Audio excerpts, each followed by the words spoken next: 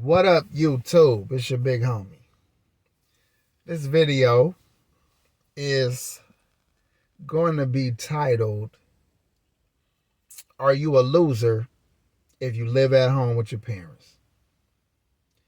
If you're over 25 and you're at home and you live with your parents, are you a loser? Let's lower that. If you're over 21 and you live at home with your parents, are you a loser? It's a reason why I'm saying 21. So let's use 21. It depends on the person. It depends on the scenario.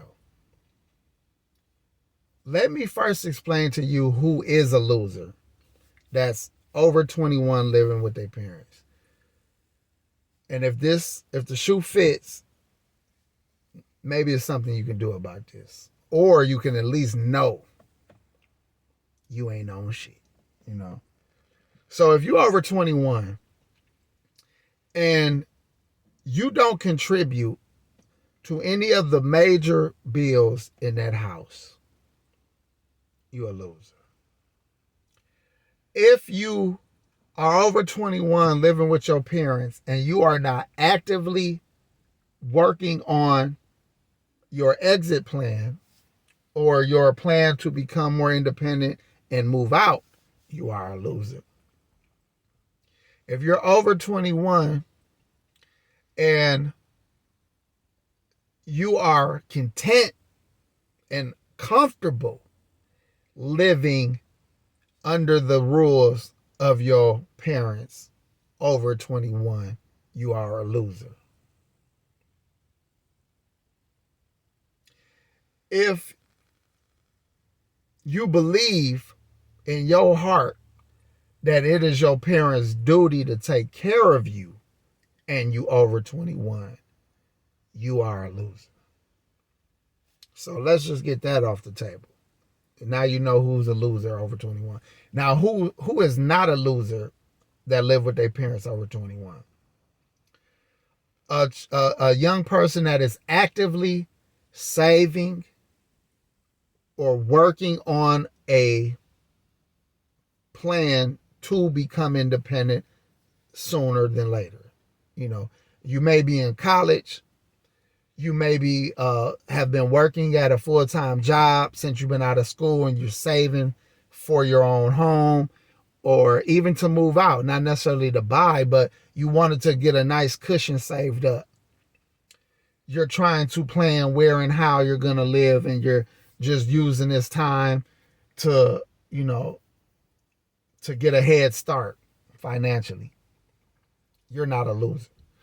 If you're, like I said, still in college, you're not a loser. If you are actively contributing to a major bill in that household, you're not a loser. If you know in your heart that it is not okay to live off your parents for the rest of your life, you're not a loser. If you were out your parents' house and through some bad decisions forced to move back in because of a breakup or a divorce or a layoff or some type of issue, growing pain, if you will, and you landed yourself back at home, you're not a loser. As long as you're right back on your new plan to eventually get back out into the world, you're not a loser. And I think I had to do it this way because I don't want to leave room for people to make excuses for not being adults. A lot of your parents don't make as much money as you could potentially make because they didn't go to higher education. It's a lot of college graduate young people that think that I'm just going to live at home with my mom because it's just too hard out here. And they got a whole fucking degree. It's hard for your parents out here, but they making it happen. And I ain't talking about past tense or y'all used to have to pay rent and it wasn't as much and y'all made, that ain't what I'm saying. Your parents are actively paying the inflation rates. They're actively paying for the increase in food and utilities and cost of living. They're actively doing that as adults. Meaning you can actively pay those same prices with inflation. Your parents don't get to go home and live with their 90-year-old grandma if she's still alive. We making it happen. So if you over 21, you don't get to say, well, times are harder now. Times are always hard to the current young new adults. It's always you're making the less, you making the least amount of money you're probably going to make in your life. The bills are new and overwhelming at times, but you do what you got to do. You don't get to make no excuse. The times changing and inflation or the increased cost of living is not an excuse to not being an adult or independent. It just means you have to be more creative with how you do that. If you have to go move out and have a roommate, you're still adult. You're an adult, and you get respect. And you're not a loser for having a roommate. You're not a loser for getting engaged or getting married and having a family and having a 2-income household. You're not a loser. Moving out with one of your siblings and y'all going to share the rent somewhere, or buying a home together. 2 siblings buying a home together. That's a duplex. And y'all have each have your own unit. There's a lot of things you can do creatively for you to not be a loser, for you to not live off your parents, and for you to survive in a difficult time in our history. You know what I'm saying? It might be difficult. I ain't saying it's just going to be easy to get out here and do your thing, but there's definitely no excuse. The people that I said are not a loser, they're actively working on these kind of plans probably. They're getting an education so they can make more money so they can support themselves. All those things are reasonable.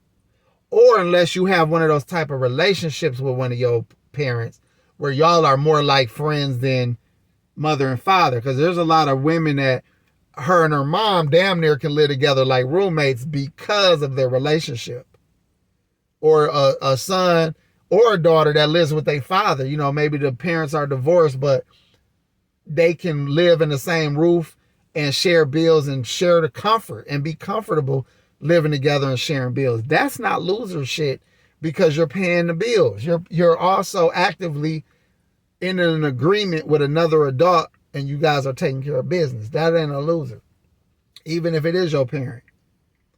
But if that ain't the case and you just feel entitled and you feel like somebody's supposed to take care of you,